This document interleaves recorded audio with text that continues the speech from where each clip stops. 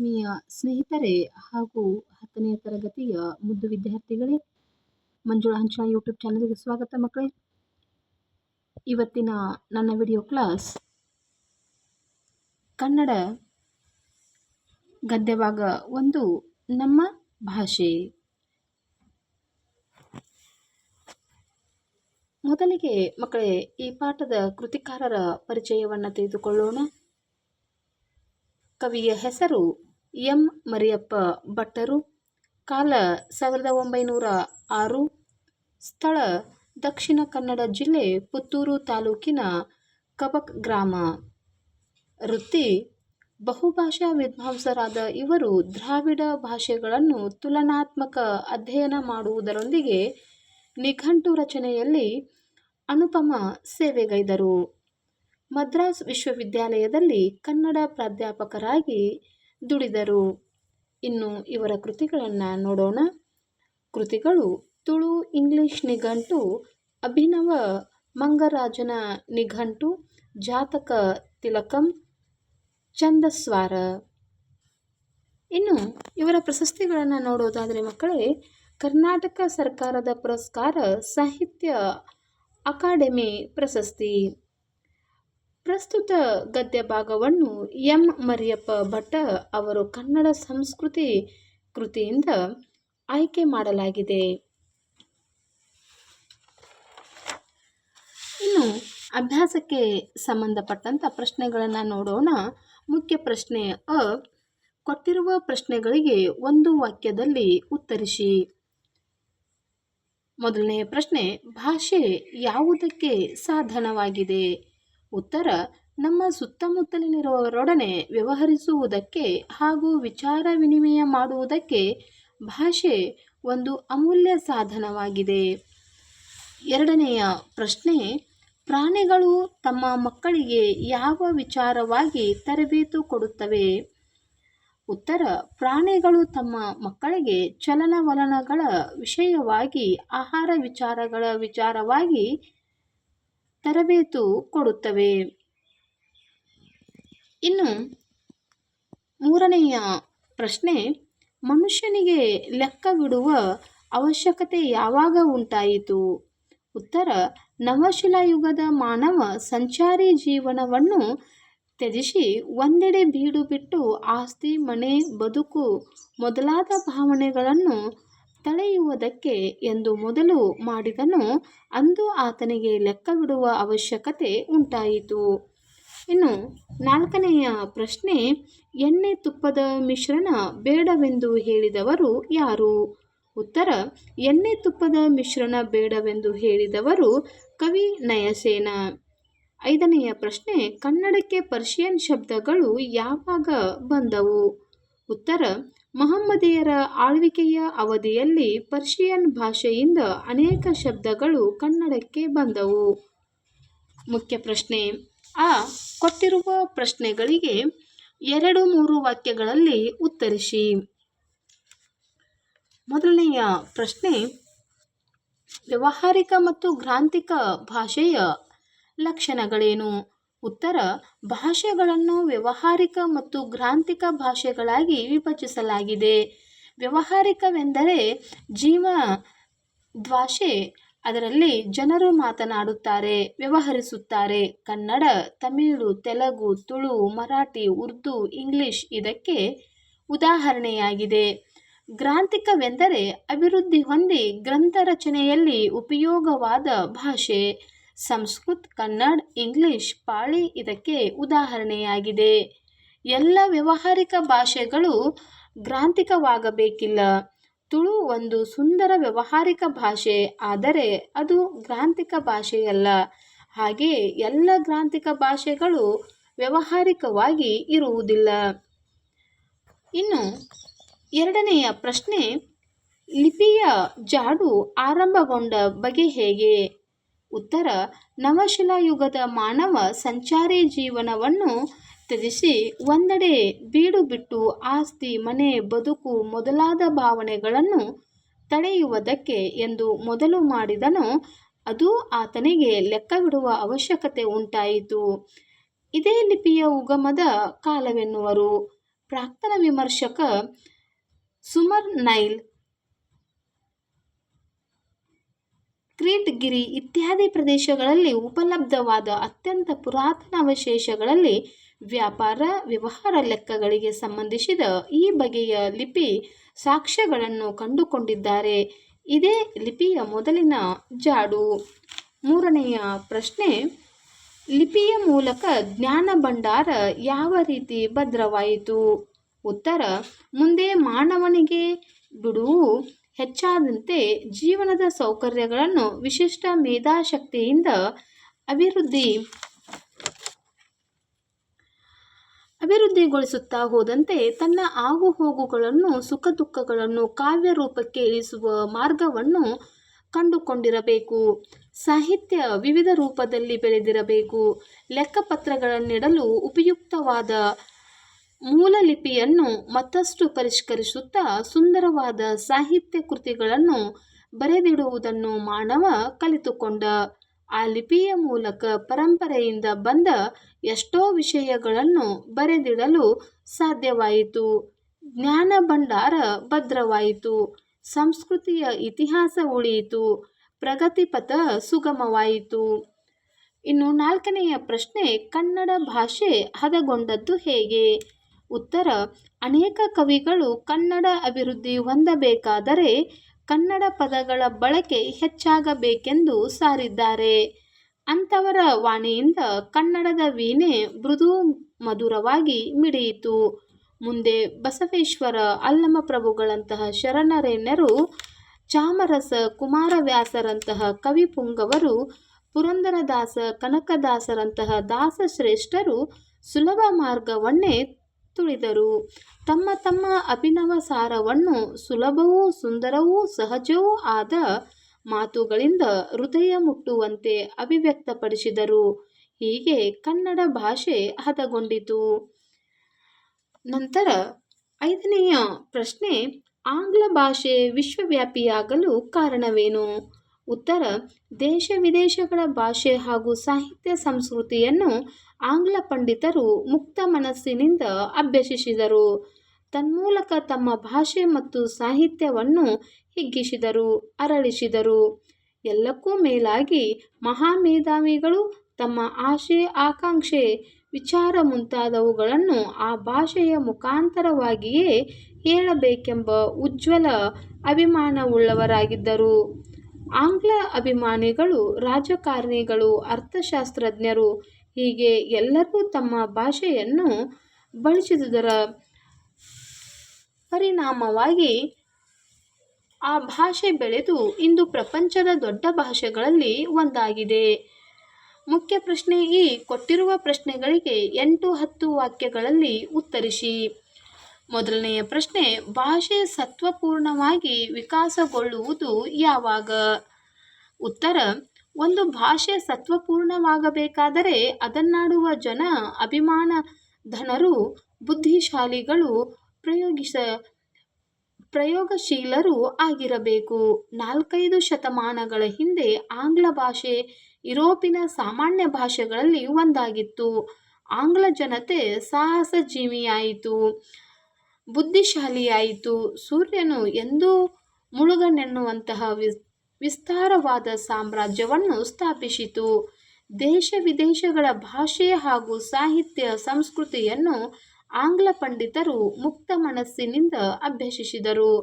ತನ್ಮೂಲಕ ತಮ್ಮ ಭಾಷೆ ಮತ್ತು ಸಾಹಿತ್ಯವನ್ನು ಹಿಗ್ಗಿಸಿದರು, ಅರಳಿಸಿದರು. ಎಲ್ಲಕ್ಕೂ ಮೇಲಾಗಿ ಮಹಾಮೇಧಾವಿಗಳು ತಮ್ಮ ಆಶೆ ಆಕಾಂಕ್ಷೆ ವಿಚಾರ ಮುಂತಾದವನ್ನು ಆ ಭಾಷೆಯ ಮುಖಾಂತರವಾಗಿಯೇ ಹೇಳಬೇಕೆಂಬ ಉಜ್ವಲ ಅಭಿಮಾನವುಳ್ಳವರಾಗಿದ್ದರು.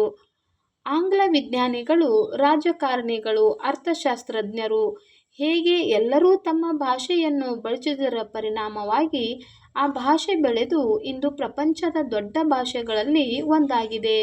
ಇದಕ್ಕೆಲ್ಲ ಆಂಗ್ಲ ಜನರ ಸಂಕಲ್ಪ ಕೃಷಿ ಕಾರಣವೆಂದು ಬೇರೆ ಹೇಳಬೇಕಿಲ್ಲ.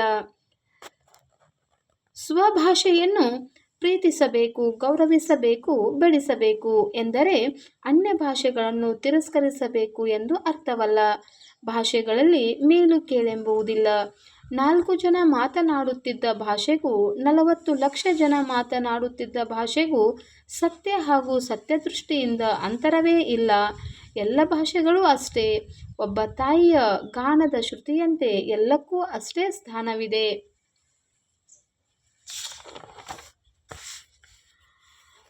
ಇದನ್ನರಿತು ಭಾರತೀಯರಾದ ನಾವು ನೆರೆಹೊರೆಯ ಭಾಷೆಗಳನ್ನು ದ್ವೇಷಿಸದೆ ನಮ್ಮ ಭಾಷೆಗಳನ್ನು ಗೌರವಿಸಿ ಪ್ರೀತಿಸಿ ಅಭಿವೃದ್ಧಿಗೊಳಿಸಿದರೆ ದೇಶದ ಸಂಸ್ಕೃತಿ ಮುಂದುವರಿಯುತ್ತದೆ. ಇನ್ನು ಎರಡನೆಯ ಪ್ರಶ್ನೆ, ಕನ್ನಡ ಭಾಷೆ ಸಮೃದ್ಧವಾಗಿ ರೂಪುಗೊಂಡ ಬಗೆ ಹೇಗೆ ವಿವರಿಸಿ? ಉತ್ತರ: ಕನ್ನಡ ಭಾಷೆ ಮತ್ತು ಸಾಹಿತ್ಯಕ್ಕೆ ಸುಮಾರು 2000 ವರ್ಷಗಳ ಸುದೀರ್ಘ ಇತಿಹಾಸವಿದೆ. ಅನೇಕ ಕವಿಗಳು ಕನ್ನಡ ಅಭಿವೃದ್ಧಿ ಹೊಂದಬೇಕಾದರೆ ಕನ್ನಡ ಪದಗಳ ಬಳಕೆ ಹೆಚ್ಚಾಗಬೇಕೆಂದು ಸಾರಿದ್ದಾರೆ. ಅಂಥವರ ವಾಣಿಯಿಂದ ಕನ್ನಡದ ವೀಣೆ ಮೃದುವಾಗಿ ಮಿಡಿಯಿತು. ಮುಂದೆ ಬಸವೇಶ್ವರ, ಅಲ್ಲಮಪ್ರಭುಗಳಂತಹ ಶರಣರೆಣ್ಯರು, ಚಾಮರಸ ಕುಮಾರವ್ಯಾಸರಂತಹ ಕವಿಪುಂಗವರು, ಪುರಂದರದಾಸ, ಕನಕದಾಸರಂತಹ ದಾಸಶ್ರೇಷ್ಠರು ಸುಲಭ ಮಾರ್ಗವನ್ನೇ ತುಳಿದರು. ತಮ್ಮ ಅನುಭವ ಸಾರವನ್ನು ಸುಲಭವೂ ಸುಂದರವೂ ಸಹಜವೂ ಆದ ಮಾತುಗಳಿಂದ ಹೃದಯ ಮುಟ್ಟುವಂತೆ ಅಭಿವ್ಯಕ್ತಿಪಡಿಸಿದರು. ಹೀಗೆ ಕನ್ನಡ ಭಾಷೆ ಹದಗೊಂಡುದರಿಂದ ಅದು ಸುಲಿದ ಬಾಳೆಯ ಹಣ್ಣಿನಂತೆ, ಚಿಗುರು ತೆಗೆದ ಕಬ್ಬಿನಂತೆ, ಉಪ್ಪು ಅಳಿದ ಹಾಲಿನಂತೆ ಸುಲಭವೂ ರುಚಿಯುಳ್ಳದ್ದೂ ಆಗಿದೆ ಎಂದು ಕವಿ ಮಹಾಲಿಂಗರಂಗ ಉದ್ಘೋಷಿಸಲು ಸಾಧ್ಯವಾಯಿತು. ಸಂಸ್ಕೃತ ಪ್ರಾಕೃತ ಭಾಷೆಗಳಿಂದ ಅನೇಕ ಶಬ್ದಗಳನ್ನು ಕನ್ನಡ ತನ್ನಲ್ಲಿ ಅಳವಡಿಸಿಕೊಂಡಿದೆ. ಮಹಮ್ಮದೀಯರ ಆಳ್ವಿಕೆಯ ಅವಧಿಯಲ್ಲಿ ಪರ್ಷಿಯನ್ ಭಾಷೆಯಿಂದ ಅನೇಕ ಶಬ್ದಗಳು ಕನ್ನಡಕ್ಕೆ ಬಂದಿವೆ. ಹಾಗೆಯೇ ಅಸಂಖ್ಯಾತ ಇಂಗ್ಲಿಷ್, ಪೋರ್ಚುಗೀಸ್ ಶಬ್ದಗಳು ಕನ್ನಡದ ಉಡುಪನ್ನು ಧರಿಸಿ ಒಳಗೆ ಬಂದು ಬಿಟ್ಟಿವೆ. ಕನ್ನಡದ ನೆರೆಯವರಿಂದ ಬಂದಿರುವ ಎರವುಗಳುಂಟು. ಸ್ವಾಭಾವಿಕವಾಗಿ ಗಡಿ ಜನರ ವ್ಯವಹಾರ ಸಂಪರ್ಕಗಳಿಂದ ನೆರೆ ಮಾತುಗಳಲ್ಲಿ ಕೊಡುಗೆ ನಡೆಯುತ್ತಲೇ ಇದೆ. ಇದರಿಂದ ಕನ್ನಡವು ಅದರ ನೆರೆನುಡಿಗಳು ಪರಸ್ಪರ ಎರವುಗಳಿಂದ ಅಭಿವೃದ್ಧಿ ಹೊಂದುತ್ತಲಿವೆ. ಹೀಗೆ ಕನ್ನಡ ಭಾಷೆ ಸಮೃದ್ಧವಾಗಿ ರೂಪುಗೊಂಡಿದೆ.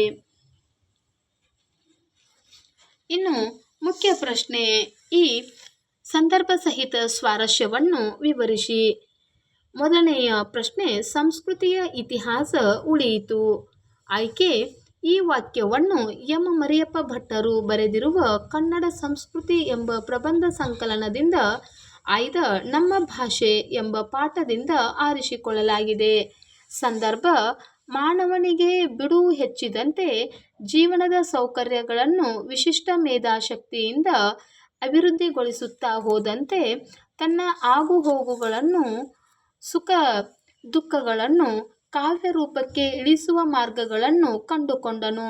ಲೆಕ್ಕಪತ್ರಗಳನ್ನು ಇಡಲು ಉಪಯುಕ್ತವಾದ ಮೂಲಲಿಪಿಯನ್ನು ಪರಿಷ್ಕರಿಸುತ್ತಾ ಸಾಹಿತ್ಯ ಕೃತಿಗಳನ್ನು ಬರೆದಿಡುವುದನ್ನು ಮಾನವ ಕಲಿತುಕೊಂಡನು. ಆಗ ಜ್ಞಾನ ಭಂಡಾರ ಭದ್ರವಾಯಿತು ಎಂದು ಹೇಳುವ ಸಂದರ್ಭದಲ್ಲೇ ಸಂಸ್ಕೃತಿಯ ಇತಿಹಾಸ ಉಳಿಯಿತು ಎಂದು ಹೇಳಿದ್ದಾರೆ. ಸ್ವಾರಸ್ಯ: ನಮ್ಮ ಭಾಷೆಯು ನಮ್ಮ ನಾಡಿನ ಪರಂಪರೆ, ಇತಿಹಾಸ ಹಾಗೂ ಸಂಸ್ಕೃತಿಯನ್ನು ಉಳಿಸಲು ಮುಖ್ಯ ಪಾತ್ರವನ್ನು ವಹಿಸುತ್ತದೆ ಎಂಬುದು ಇಲ್ಲಿ ಸ್ವಾರಸ್ಯಪೂರ್ಣವಾಗಿದೆ. ಇನ್ನು ಎರಡನೆಯ ಪ್ರಶ್ನೆ, ತಕ್ಕುದೇ ಬೆರಸಲಕ್ಕೆ ಕೃತಮುಮಂ ತೈಲಮುಮಂ. ಆಯ್ಕೆ: ಈ ವಾಕ್ಯವನ್ನು ಎಂ. ಮರಿಯಪ್ಪ ಭಟ್ಟರು ಬರೆದಿರುವ ಕನ್ನಡ ಸಂಸ್ಕೃತಿ ಎಂಬ ಪ್ರಬಂಧ ಸಂಕಲನದಿಂದ ಆಯ್ದ ನಮ್ಮ ಭಾಷೆ ಎಂಬ ಪಾಠದಿಂದ ಆರಿಸಿಕೊಳ್ಳಲಾಗಿದೆ. ಸಂದರ್ಭ: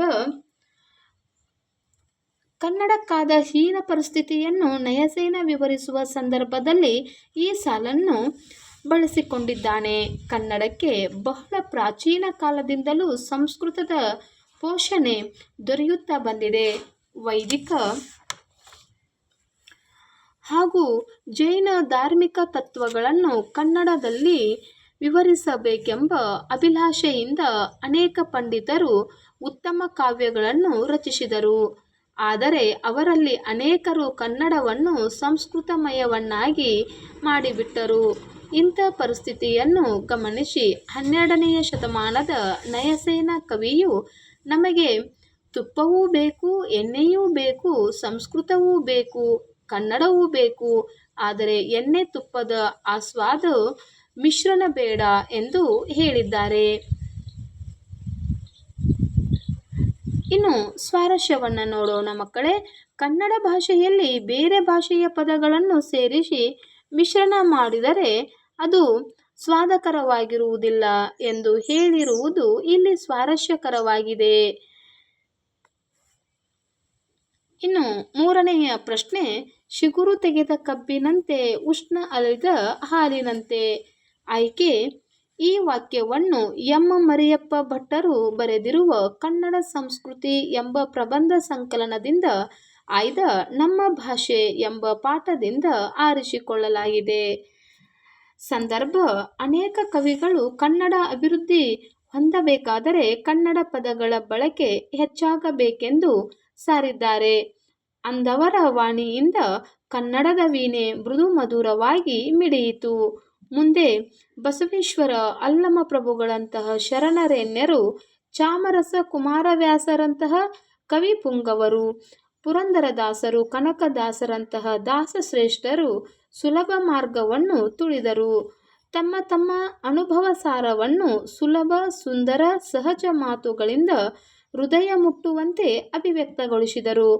ಹೀಗೆ ಕನ್ನಡ ಭಾಷೆ ಹದಗೊಂಡಿದ್ದರಿಂದ ಅದು ಸುಲಿದ ಬಾಳೆಯ ಹಣ್ಣಿನಂತೆ, ಚಿಗುರು ತೆರೆದ ಕಬ್ಬಿನಂತೆ, ಉಷ್ಣ ಅಳಿದ ಹಾಲಿನಂತೆ ಸುಲಭವೂ ರುಚಿಯುಳ್ಳದ್ದೂ ಆಗಿದೆ ಎಂಬುದು ಕವಿ ಮಹಲಿಂಗರವರು ಹೇಳಿದ್ದಾರೆ. ಇನ್ನು ಸ್ವಾರಸ್ಯವನ್ನು ನೋಡೋಣ.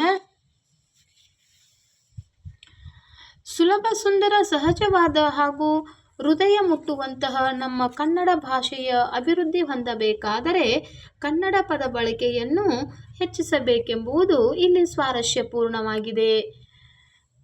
ಇನ್ನು 4ನೆಯ ಪ್ರಶ್ನೆ, ಒಬ್ಬ ತಾಯಿಯ ಗಾನದ ಶ್ರುತಿಯಂತೆ.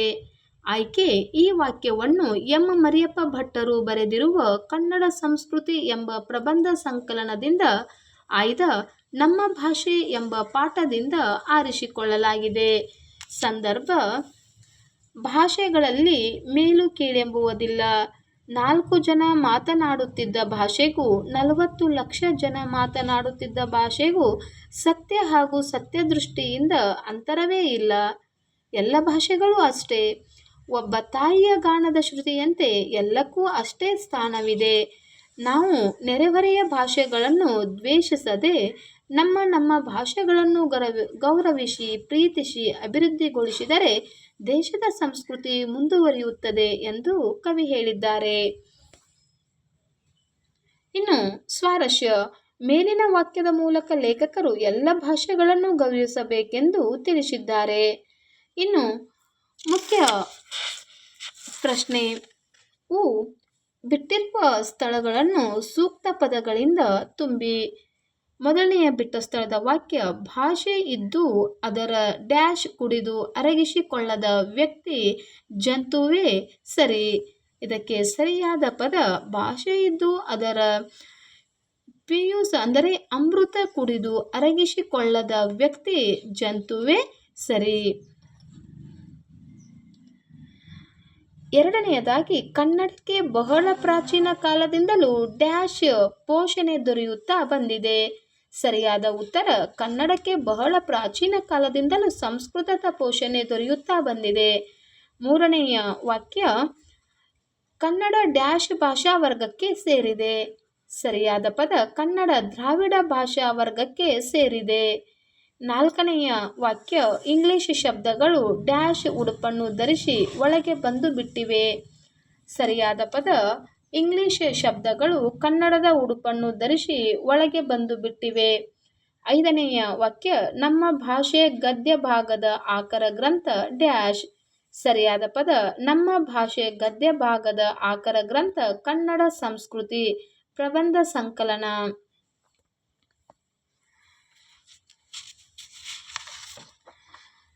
ಇನ್ನು ಮುಖ್ಯ ಪ್ರಶ್ನೆ, ಹೊಂದಿಸಿ ಬರೆಯಿರಿ.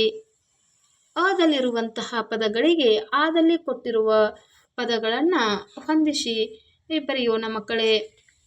ವ್ಯಾವಹಾರಿಕ, ಶ್ರವಣ, ದಾಸರು, ಕೀರ್ತನೆಗಳು, 3 ದಿವಾನ, ಅನ್ಯದೇಶ, 4 ಗ್ರಾಂಥಿಕ, ಚಾಕ್ಷುಷ, 5 ಶಿವಶರಣರು, ವಚನಗಳು. ಇನ್ನು ಪ್ರಾಯೋಗಿಕ ಅಭ್ಯಾಸಕ್ಕೆ ಸಂಬಂಧಪಟ್ಟಂತೆ ಇರುವಂಥ ಕೊಟ್ಟಿರುವ ಪದಗಳನ್ನು ಸ್ವಂತ ವಾಕ್ಯದಲ್ಲಿ ಬಳಸಿ ಅಂತ ಕೊಟ್ಟಿದ್ದಾರೆ ಮಕ್ಕಳೇ. ಇವುಗಳನ್ನು ಉತ್ತರಗಳನ್ನು ನೋಡೋಣ. ಮೊದಲನೆಯದಾಗಿ ವಿಚಾರ ವಿನಿಮಯ. ಒಳ್ಳೆಯ ವಿಷಯಗಳ ಕುರಿತು ಹಿರಿಯರೊಡನೆ ವಿಚಾರ ವಿನಿಮಯ ಮಾಡಬೇಕು. ಎರಡನೆಯ ಸ್ವಂತ ವಾಕ್ಯದ ಪದ ಸಂಶೋಧಕ. ಸಂಶೋಧಕರು ಹೊಸ ವಿಷಯಗಳನ್ನು ಅನ್ವೇಷಿಸಲು ಆಸಕ್ತಿ ಹೊಂದಿರುತ್ತಾರೆ. ಮೂರನೆಯ ಪದ ಪರಿಷ್ಕರಿಸಲು. ಪರೀಕ್ಷೆಯ ಮೊದಲು ಓದಿದ ಪಾಠಗಳನ್ನು ಪರಿಷ್ಕರಿಸುವುದು ತುಂಬ ಮುಖ್ಯ. ನಾಲ್ಕನೆಯ ಪದ ಪ್ರಗತಿಪಥ. ನಾವು ಶಿಕ್ಷಣದ ಮೂಲಕ ಪ್ರಗತಿಪಥದಲ್ಲಿ ಸಾಗಬೇಕು. ಮುಖ್ಯ ಪ್ರಶ್ನೆ ಕೊಟ್ಟಿರುವ ಕನ್ನಡ ರೂಪಗಳ ಮೂಲ ರೂಪ ಬರೆಯಿರಿ. ಹೋಟ್ಲು ಹೋಟೆಲ್, ಸ್ಕೂಲು ಶಾಲೆ, ಆಫೀಸು ಕಚೇರಿ, ಲೈಟು ವಿದ್ಯುತ್ ದೀಪ, ಹಾಸ್ಪಿಟಲು ಆಸ್ಪತ್ರೆ ಅಥವಾ ದವಾಖಾನೆ. ಇನ್ನು ಸೈದ್ಧಾಂತಿಕ ಭಾಷಾಭ್ಯಾಸ. ಮುಖ್ಯ ಪ್ರಶ್ನೆ ಕೊಟ್ಟಿರುವ ಪ್ರಶ್ನೆಗಳಿಗೆ ಉತ್ತರಿಸಿ. 1. ಕನ್ನಡ ವರ್ಣಮಾಲೆಯಲ್ಲಿ ಒಟ್ಟು ಎಷ್ಟು ಅಕ್ಷರಗಳಿವೆ? ಉತ್ತರ: ಕನ್ನಡ ವರ್ಣಮಾಲೆಯಲ್ಲಿ ಒಟ್ಟು 49 ಅಕ್ಷರಗಳಿವೆ. ಎರಡನೆಯ ಪ್ರಶ್ನೆ: ಕನ್ನಡದಲ್ಲಿರುವ ಹ್ರಸ್ವ ಹಾಗೂ ದೀರ್ಘ ಸ್ವರಗಳನ್ನು ಬರೆಯಿರಿ. ಉತ್ತರ: ಹ್ರಸ್ವ ಸ್ವರಗಳು ಅ, ಇ, ಉ, ರು, ಎ, ಓ.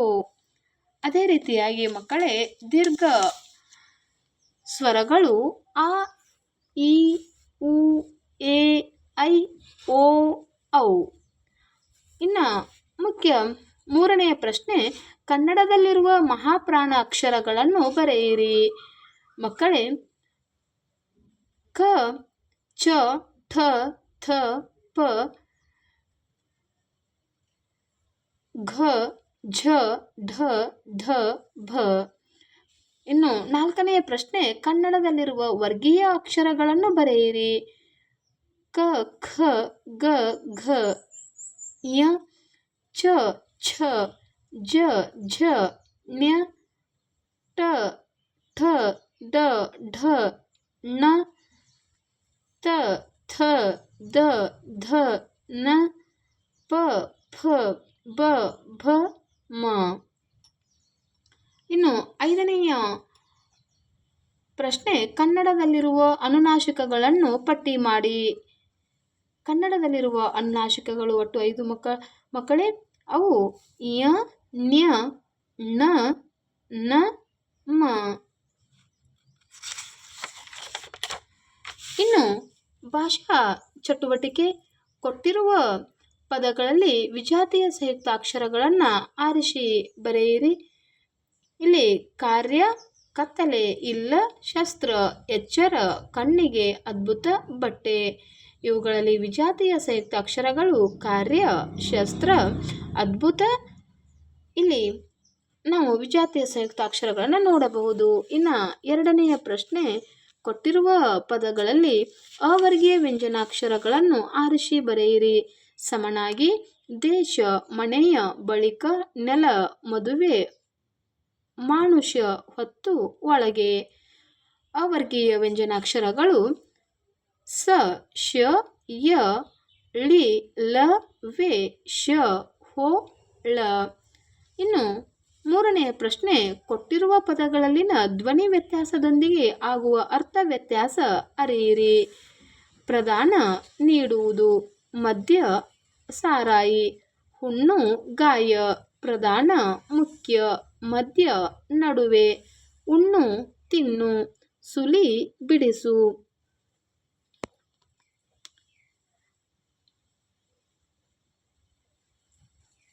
ಇನ್ನು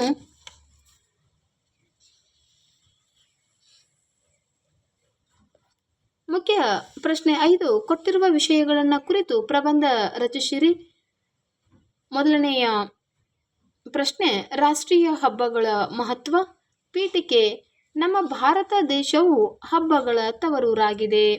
ನಮ್ಮ ದೇಶಗಳಲ್ಲಿ ಆಚರಿಸುವ ಹಬ್ಬಗಳನ್ನು ಧಾರ್ಮಿಕ ಹಬ್ಬಗಳು, ಸಾಮಾಜಿಕ ಹಬ್ಬಗಳು ಹಾಗೂ ರಾಷ್ಟ್ರೀಯ ಹಬ್ಬಗಳೆಂದು 3 ವಿಧವಾಗಿ ವಿಂಗಡಿಸಬಹುದು. ಭಾರತದಲ್ಲಿ ವಿವಿಧ ಧರ್ಮ, ಜಾತಿ, ಸಂಪ್ರದಾಯಗಳ ಬಾಂಧವರು ನೆಲೆಸಿದ್ದಾರೆ. ಎಲ್ಲರೂ ಒಟ್ಟಾಗಿ ಆಚರಿಸುವ ಹಬ್ಬಗಳಿವೆ. ಈ ಹಬ್ಬಗಳನ್ನು ರಾಷ್ಟ್ರೀಯ ಹಬ್ಬಗಳು ಎನ್ನುತ್ತಾರೆ. ನಮ್ಮ ರಾಷ್ಟ್ರೀಯ ಹಬ್ಬಗಳು ಸ್ವಾತಂತ್ರ್ಯ ದಿನಾಚರಣೆ, ಗಣರಾಜ್ಯೋತ್ಸವ ಹಾಗೂ ಗಾಂಧಿ ಜಯಂತಿ. ವಿಷಯ ವಿವರಣೆ. ರಾಷ್ಟ್ರೀಯ ಹಬ್ಬಗಳನ್ನು ಎಲ್ಲ ಶಾಲೆ ಕಾಲೇಜುಗಳಲ್ಲಿ, ಸಾರ್ವಜನಿಕ ಕಚೇರಿಗಳಲ್ಲಿ, ಹಳ್ಳಿಗಳಲ್ಲಿ, ಗ್ರಾಮ ಪಂಚಾಯಿತಿಗಳಲ್ಲಿ ಆಚರಿಸಲಾಗುತ್ತದೆ. ಇವುಗಳ ಮಹತ್ವವನ್ನು ನೋಡೋಣ. ಮೊದಲನೆಯದಾಗಿ ರಾಷ್ಟ್ರೀಯ ಹಬ್ಬಗಳು ಸ್ವಾತಂತ್ರ್ಯ ದಿನಾಚರಣೆ, ಗಣರಾಜ್ಯೋತ್ಸವ ಹಾಗೂ 3ನೇದಾಗಿ ಗಾಂಧಿ ಜಯಂತಿ. ಈ ಮೇಲ್ಕಂಡ ರಾಷ್ಟ್ರೀಯ ಹಬ್ಬಗಳನ್ನು ಪ್ರತಿಯೊಬ್ಬರು ಬಹಳ ವೈಭವಪೂರಿತವಾಗಿ, ಅರ್ಥಗರ್ಭಿತವಾಗಿ ಆಚರಿಸುತ್ತಾ ಬಂದಿದ್ದಾರೆ. ಅದರಲ್ಲಿ ಮೊದಲನೆಯದಾಗಿ ಸ್ವಾತಂತ್ರ್ಯ ದಿನಾಚರಣೆಯ ಬಗ್ಗೆ ಮಕ್ಕಳೇ ತಿಳಿದುಕೊಳ್ಳೋಣ. 1947 ಆಗಸ್ಟ್ 14 ಮಧ್ಯರಾತ್ರಿ 12 ಗಂಟೆಗೆ ಬ್ರಿಟಿಷರು ನಮಗೆ ರಾಜಕೀಯ ಸ್ವಾತಂತ್ರ್ಯ ನೀಡಿದರು. ಇದಕ್ಕಾಗಿ ಹೋರಾಡಿದ ಮಹಾತ್ಮ ಗಾಂಧಿ, ತಿಲಕ್, ನೆಹರು, ಭಗತ್ ಸಿಂಗ್, ಸರ್ದಾರ್ ವಲ್ಲಭಾಯ್ ಪಟೇಲ್ ಇನ್ನೂ ಅನೇಕ ಸ್ವಾತಂತ್ರ್ಯ ಹೋರಾಟಗಾರರನ್ನು ಸ್ಮರಿಸಲು ಈ ದಿನವನ್ನು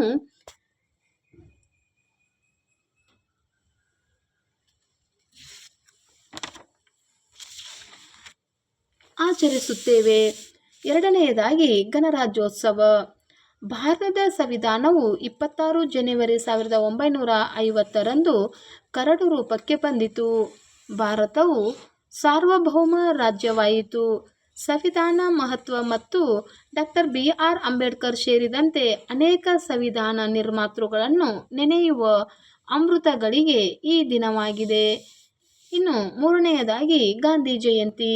ಗಾಂಧಿ ಜಯಂತಿಯು ಮಹಾತ್ಮ ಗಾಂಧೀಜಿಯ ಸೇವೆ ಮತ್ತು ತ್ಯಾಗವನ್ನು ಸ್ಮರಿಸುತ್ತೇವೆ. ಪ್ರತಿ ವರ್ಷ ಅಕ್ಟೋಬರ್ 2 ಈ ದಿನವು ಮಹಾತ್ಮ ಗಾಂಧೀಜಿಯವರ ಜನ್ಮದಿನವಾಗಿದೆ. ಭಾರತಕ್ಕೆ ಸ್ವಾತಂತ್ರ್ಯ ತಂದು ಕೊಡುವಲ್ಲಿ ಅಗ್ರಗಣ್ಯ ಪಾತ್ರ ವಹಿಸಿದ್ದಾರೆ.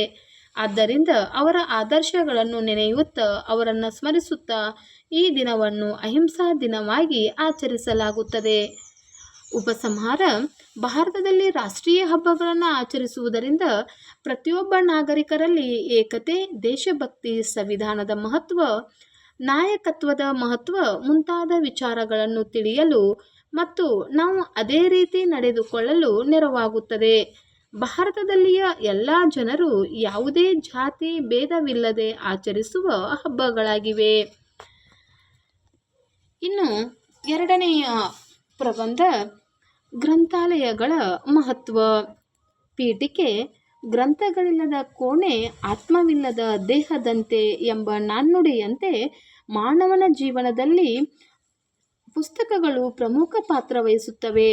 ಮಾನವನ ಮನಸ್ಸಿನ ವಿಕಾಸಕ್ಕೆ, ಜ್ಞಾನಾರ್ಜನೆಗೆ, ಉತ್ತಮ ನಾಗರಿಕನನ್ನಾಗಿ ಮಾಡುವಲ್ಲಿ ಪುಸ್ತಕಗಳ ಪಾತ್ರವು ಬಹಳ ಹಿರಿದಾಗಿದೆ. ಏಕೆಂದರೆ ದೇಶ ಸುತ್ತಿ ನೋಡು, ಕೋಶ ಓದಿ ನೋಡು ಎಂಬ ನಾಣ್ಣುಡಿಯಂತೆ ದೇಶ ಸುತ್ತಿ ತಿಳಿದುಕೊಳ್ಳಲಾಗದ ವಿಷಯಗಳನ್ನು ಕೋಶ ಓದಿ ತಿಳಿಯಬಹುದು. ವಿಷಯ ವಿವರಣೆ. ಗ್ರಂಥಾಲಯ ಎಂಬ ಪದವು 2 ಪದಗಳ ಸಂಯೋಜನೆಯಾಗಿದೆ. ಆ ಪದಗಳು ಗ್ರಂಥ ಪ್ಲಸ್ ಆಲಯ. ಗ್ರಂಥಾಲಯ ಅಂದರೆ ಗ್ರಂಥ ಎಂದರೆ ಪುಸ್ತಕ ಹಾಗೂ ಆಲಯ ಎಂದರೆ ದೇವಸ್ಥಾನ. ವಿಭಿನ್ನ ರೀತಿಯ ಪುಸ್ತಕಗಳನ್ನು ಸಂಗ್ರಹಿಸಿ ಇಡುವ ಸ್ಥಳವಾಗಿದೆ. ಗ್ರಂಥಾಲಯಗಳಲ್ಲಿ 2 ವಿಧ. ಅವುಗಳೆಂದರೆ ಸಾರ್ವಜನಿಕ ಗ್ರಂಥಾಲಯ, 2 ಖಾಸಗಿ ಗ್ರಂಥಾಲಯ.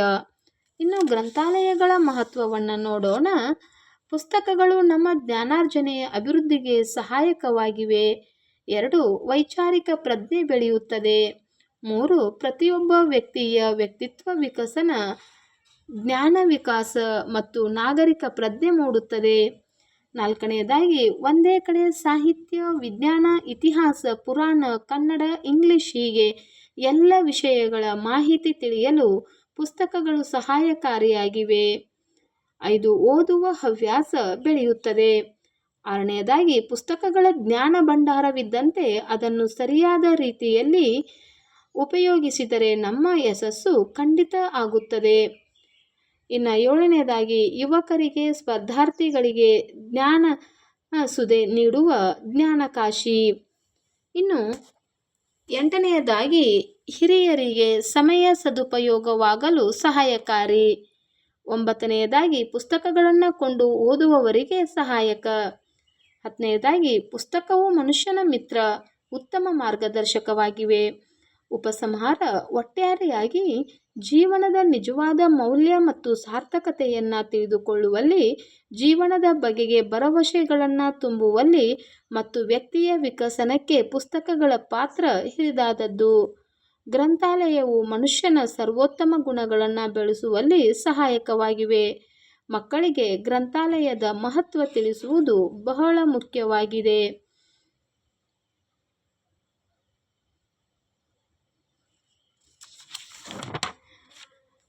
ಇನ್ನು 3ನೆಯ ಪ್ರಬಂಧದ ವಿಷಯ ಸಾಮಾಜಿಕ ಪಿಡುಗುಗಳು.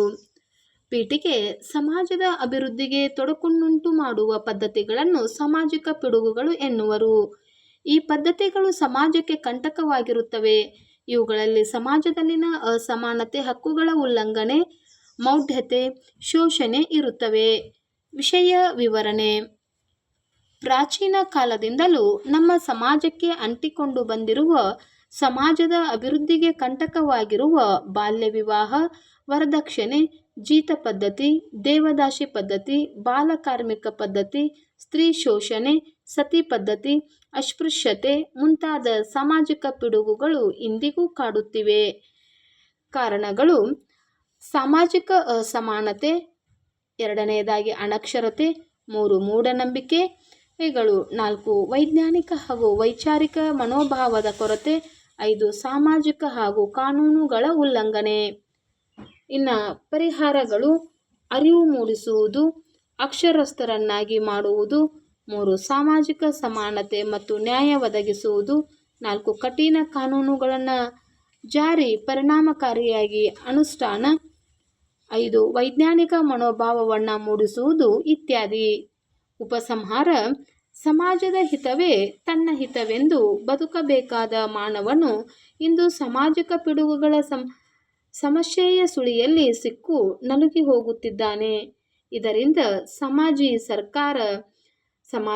ಸರ್ಕಾರ, ಯುವ ಜನಾಂಗ ಎಚ್ಚರವಾಗಬೇಕು. ಏಕೆಂದರೆ ಇವು ದೇಶದ ಅಭಿವೃದ್ಧಿಗೆ ಮಾರಕವಾಗಿವೆ. ಈ ಪಿಡುಗುಗಳಿಂದ ಆಗುವ ಕೆಡುಕುಗಳ ಬಗ್ಗೆ ನಾಗರಿಕರು ಜಾಗೃತರಾಗಬೇಕು. ಹಾಗಾದಾಗ ಮಾತ್ರ ಉತ್ತಮ ಆರೋಗ್ಯಯುತ ಸಮಾಜವು ನಿರ್ಮಾಣವಾಗುತ್ತದೆ. ಮಕ್ಕಳೇ, ಇಲ್ಲಿಯವರೆಗೂ